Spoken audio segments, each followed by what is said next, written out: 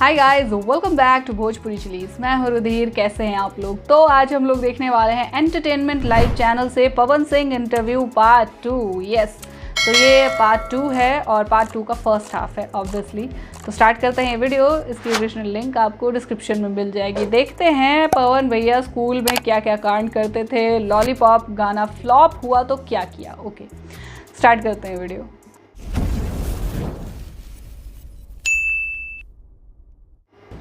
तो कोई किस्सा याद है कि किसी पर्टिकुलर बात पे जो है मार पड़ी हो या कुछ कांड किया हो आपने? बचपन में सबके कांड होते हैं और आप तो मतलब कलाकार आदमी रहे हैं, तो कलाकार तो खुराफाती होती है। कलाकार तो हम अहिले हैं।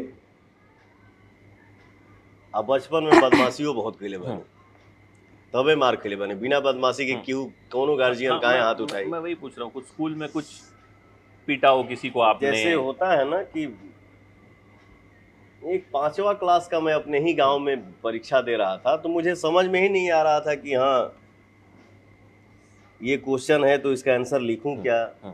मैं अगल बगल देखता था, सब अपना आंसर लिखे जा रहे हैं, हमको समझ में नहीं आ रहा था कि मैं क्या लिखूं।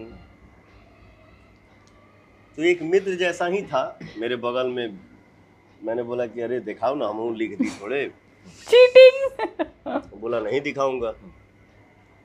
हमें ठीक है बाबू, तू टिफिन होके दा, तब तो के हम बताओ। टिफिन भइल बड़ी मार मारनी होती, मैंने ना देखे गोड़वा मार के तूर दे तो। ठीक ना। फिर जाके उसने फिर क्लास में जब हम लोग बैठे तो दिया, हम भी बाकायदा अपना गूंज गांज दिए, हम भी फार्म जमा कर दिए कि लीजिए सर, ये आज का परीक्षा आपके हाथ में है, पास करिए चाहे फेल करिए। अच्छा, पहली बार जब आपने गाना शुरू किया था, शो शुरू किए, उस वक्त उम्र क्या रही होगी आपकी?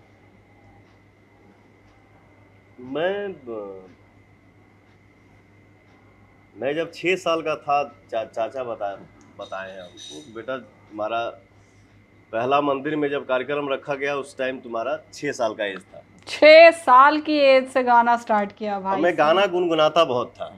क्या बात जैसे है। हमारे रिलेटिव ही लगते हैं जिनका नाम है, उनके नाम के पीछे मैं सुपरस्टार क्या लगाऊं।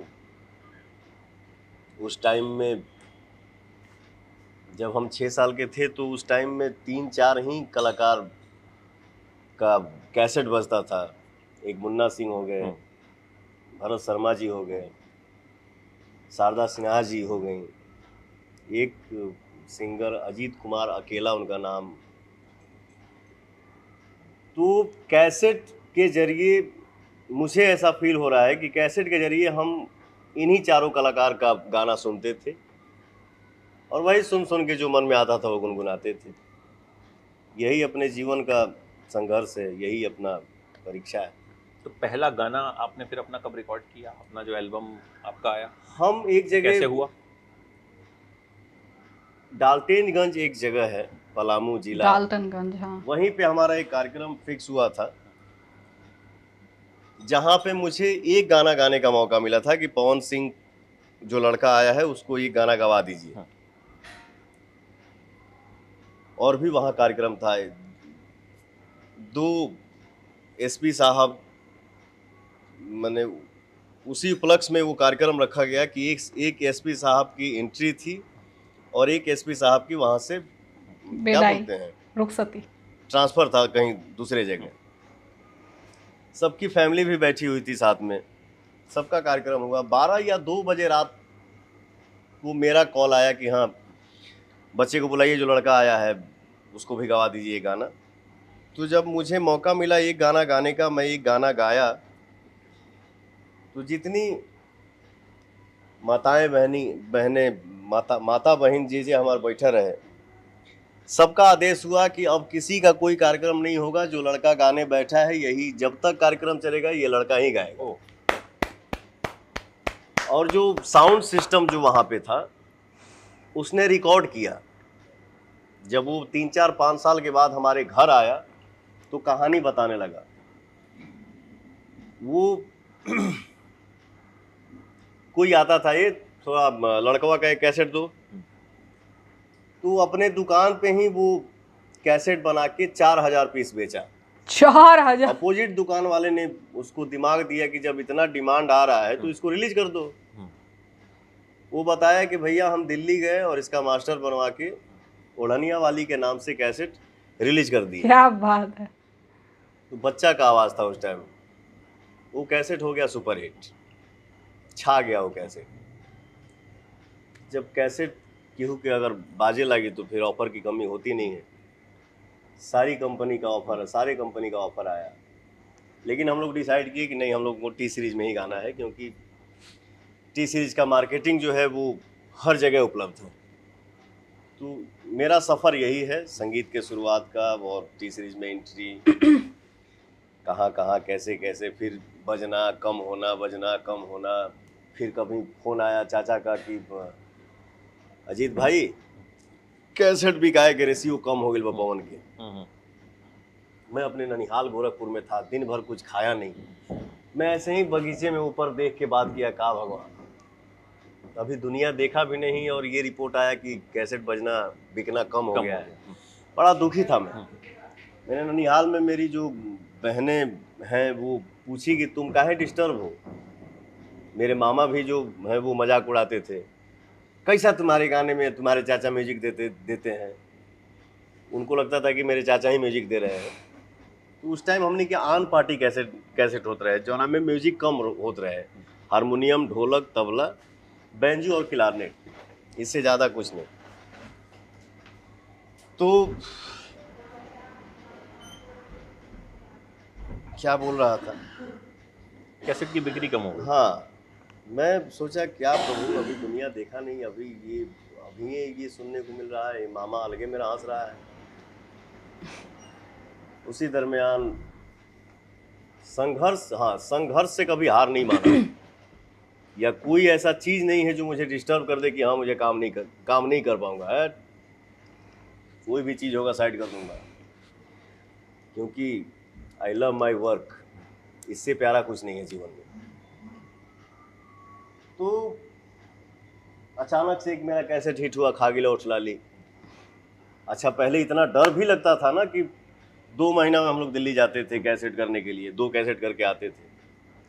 एगो तो चाचा के डर से प्याज खाना बंद, टमाटर खाना बंद, गोलगप्पा समोसा बड़ी खाए गला ठीक रहे। हाँ, लेकिन चाचा का जो भय था मेरे दिमाग में, वो भैया मार लेंगे चाचा। जितना आदमी बरावे ना, जब गाने माइक पे जाऊं तो गला लगा हुआ है। तो इसमें कलाकारी लाइन में भैया देखिए एक कॉन्फिडेंस भी बड़ा मायने रखता है। बिल्कुल बिल्कुल। जरूरी नहीं है कि मेरे अंदर बहुत ताकत है तो ही मैं 50 किलो का डंबल उठा लूंगा। एक कॉन्फिडेंस होता है, दैट इधर आओ, फट हो जाता है। मैंने बोला यार इतना मैं अपने आप को सेफ रख रहा हूँ, तू भी मेरे गले में खरास है। उस टाइम मेरा जिला बेसिस पे एक कैसेट हिट हुआ, जिस कैसेट का नाम था खा गिला उठला ली। थोड़ा कॉन्फिडेंस बढ़ा मेरा। फिर एक गाना हिट हुआ उससे बड़े लेवल पे, बड़ा जालीदार बा तोहार कुर्ती, उस कैसेट का नाम था कांच का सहेली। वो ऑल इंडिया मेरा गाना बजा था, बड़ा जालीदार बा तोहार कुर्ती। नो एंट्री का एक गाना हिट हुआ था ना, इश्क दी गली विच नो एंट्री ट्यून पे था मेरा। बिहार में या भोजपुरी समाज में एक हवा भी उड़ा कि पवन सिंह का ट्यून जो है वो फिल्म में आया, हिंदी फिल्म में। वो मेरा कैसेट जब हिट हुआ ना तो एक कॉन्फिडेंस बढ़ा। एक होता है ना, डर को साइड करो यार, नहीं होगा आज, कल होगा, कल नहीं होगा, परसों होगा, तरसों होगा, 4 दिन बाद होगा। और आज के समय में जब मेरा गला लगता है तो मैं कोक पीता हूँ, दही खा ले, छाछ पी ले। जितना जब मैं अभी बचाव नहीं करता हूँ तो सब ठीक है। प्रभु की कृपा है, ये प्रभु की कृपा है। ओके, सो जर्नी जो अपनी बता रहे हैं पवन भैया, ठीक है, कैसे इन्होंने गाना शुरू किया। और यार अचंभे की बात है, एक महज 6 साल का बच्चा, ठीक है, 6 साल के बच्चे की आवाज़ में इतना दम कि भाई साहब जितने भी लोग थे सबका दिल जीत लिया। और उसके बाद जब वो शो में गाने लगे, ठीक है, जब मतलब स्टेज शो वगैरह उसमें गाने लगे, तो वहाँ जितनी भी माताएं बहनें बैठी थी, जितनी भी औरतें लेडीज़ बैठी हुई थी, ठीक है, सबको पवन भैया का गाना इतना ज़्यादा पसंद आया कि भाई उन्हें ही गाने को कह दिया, जबकि इतना बड़ा वो सम्मेलन था, ठीक है, इतना बड़ा समारोह था। तो ये एक गॉड गिफ्ट होता है, ठीक है।